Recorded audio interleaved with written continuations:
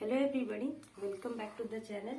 तो आज हम लोग बात करने वाले हैं, इससे पहले हम लोग बात किए थे अरिथमेटिक प्रोग्रेशन के बारे में। ठीक है, आज हम लोग बात करने वाले हैं ज्योमेट्रिक प्रोग्रेशन के बारे में। ठीक है, जिसको हम लोग जीपी भी कहते हैं शॉर्ट में। ठीक है, तो जीपी का कॉन्सेप्ट क्या कहता है कि अगर कोई सीक्वेंस है A1, A2, A3, A4, A5 up to AN, ठीक है, उसको हम लोग ज्योमेट्रिक प्रोग्रेशन कब कहेंगे? अगर उसका सारा टर्म जो है वो नॉन जीरो है सबसे पहले, और अगर उसका जो कंसेक्यूटिव टर्म का रेशियो है इनिशियल टर्म से वो क्या होना चाहिए? कांस्टेंट होना चाहिए। ठीक है, for all k greater equal to 1। तो वो हम लोग देखते हैं कि ये कहना क्या चाहता है। देखिए, मान लीजिए आप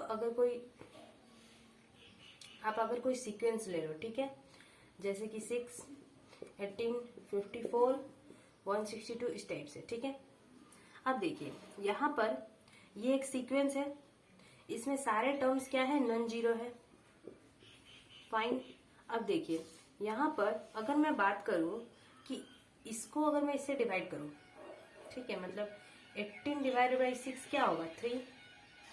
54 डिवाइडेड बाई 18 क्या होगा? 3। 162 डिवाइडेड बाई 54 क्या होगा? 3। मतलब ये जो 3 आ रहा है ना आपका रेशियो, वो क्या है? कांस्टेंट है। इसी कांस्टेंट को हम लोग क्या कहते हैं? कॉमन रेशियो कहते हैं। क्या कहते हैं? कॉमन रेशियो, जिसको हम लोग आर से डिनोट करते हैं। समझ में आया?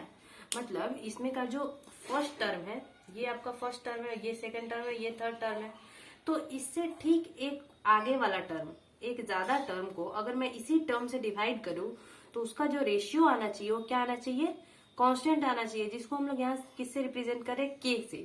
ए of k plus 1 divided by a of k is equal to क्या होना चाहिए? आर होना चाहिए, कांस्टेंट होना चाहिए। अब देखिए इसमें बोला k जो है वो हमेशा ग्रेटर और इक्वल टू 1 होना चाहिए। मतलब अगर मैं इसको सबसे k इज इक्वल टू 1 पे डालू तो क्या होगा? A1 plus 1 divided by A1 that is A2 upon A1, मतलब second term upon x term, first term.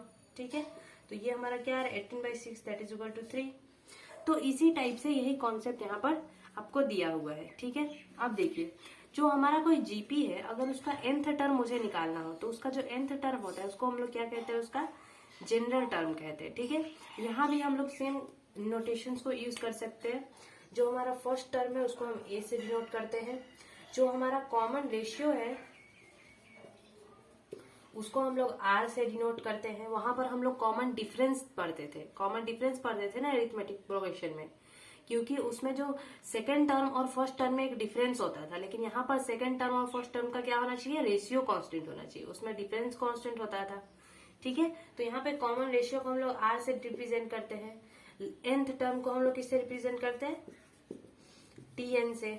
ठीक है, तो इस तरह से हम लोग क्या करते हैं? इसको हम लोग ज्योमेट्रिक प्रोग्रेशन कहते हैं। ओके, अब इसी तरह से अगर मुझे कोई भी टर्म्स निकालना हो, ज्योमेट्रिक प्रोग्रेशन का फॉर्मूला क्या होता है nth टर्म का, उसके बारे में हम लोग डिस्कस करते हैं। ओके,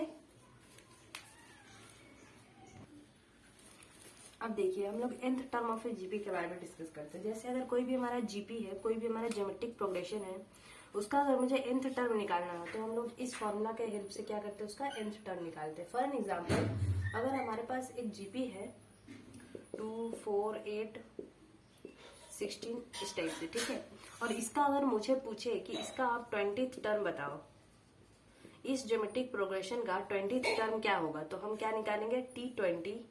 इसका हमारा फर्स्ट टर्म क्या है? ये A है। ठीक है, और इसमें आप रेशियो देख सकते हो कि रेशियो जो आ रहा है हमारा R की वैल्यू कितनी आएगी? 2।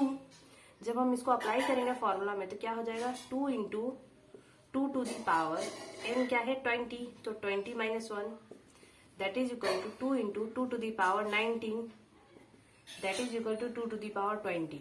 ठीक है, तो हमारा जो इसका 20th टर्म आएगा वो क्या आएगा? 2 टू दी पावर 20 आएगा। ठीक है, इस तरह से क्या करते हैं हम लोग? किसी भी ज्योमेट्रिक प्रोग्रेशन का आप nth टर्म डिटरमाइन कर सकते हो। ठीक है, अब देखिए अब बात करते हैं ज्योमेट्रिक सीरीज के बारे में। ज्योमेट्रिक सीरीज क्या कहता है कि अगर A1, A2, A3, AN ये एक सीक्वेंस है जो कि ज्योमेट्रिक प्रोग्रेशन में है, अगर इन सारे एलिमेंट्स को, नंबर्स को अगर मैं जोड़ देती हूँ तो हमारा जो सीरीज बनता है वो क्या कहलाता है? ज्योमेट्रिक सीरीज कहलाता है। ठीक है, अब देखिए ज्योमेट्रिक सीरीज दो टाइप का होता है, एक होता है फाइनाइट और एक होता है इनफाइनाइट।